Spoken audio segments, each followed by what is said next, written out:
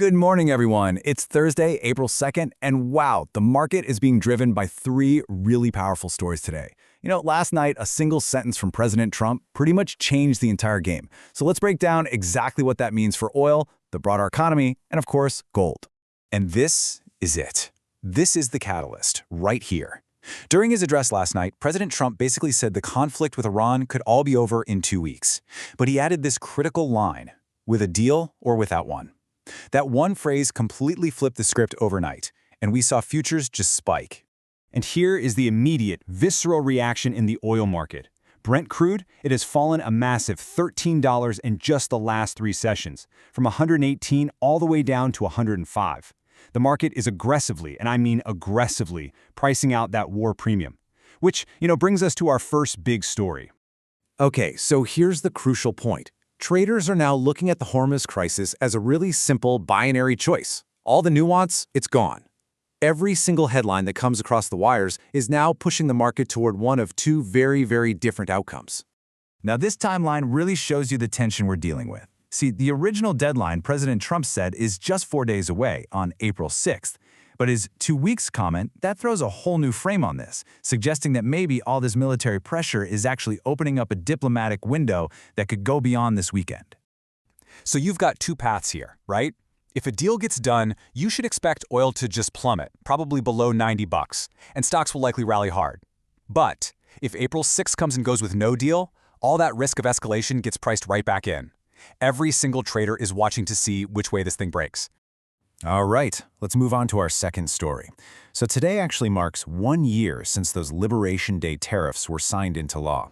Now, even though the Supreme Court struck them down, their economic echo, well, it's getting a lot louder, and it's raising some serious concerns about stagflation.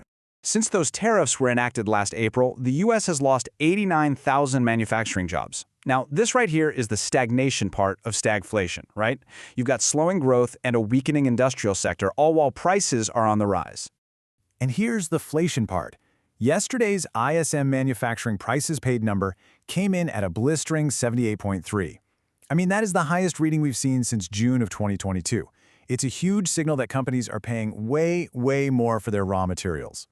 And all of this, it feeds right into the bigger picture. The personal consumption expenditures inflation forecast, a super important metric for the Fed, it's now been revised up to 2.7%. So yeah, the inflation story is definitely picking up steam.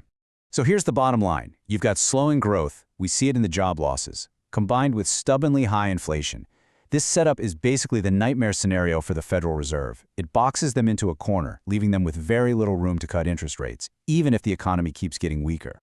And that brings us to our third story, which is all about an asset that's reflecting both of these narratives at the same time: gold.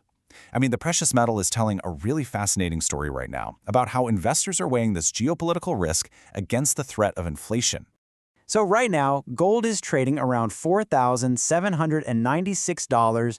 The key thing here isn't that it's hitting new all-time highs every day. No, it's that it is holding its value way up here, near the highs it reached during the crisis. And that tells you there is some serious, persistent, underlying demand. Gold's strength really comes from the fact that it's playing a few different roles all at once. It's that classic inflation hedge, which is super relevant with that ISM data. It's also a safe haven asset, which is crucial because we still don't have a formal ceasefire. And on top of all that, you have central banks around the world that just keep on buying. So this brings us to the big question for traders, right? What's the catalyst? What's the thing that could finally push gold past that huge psychological level of $5,000 an ounce?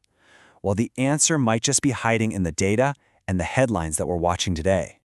Okay, so let's tie all three of these stories together into a clear, actionable watch list for the trading session. Here is what you absolutely need to be keeping an eye on today. All right, first up at 10 a.m. Eastern, the ISM Services PMI comes out.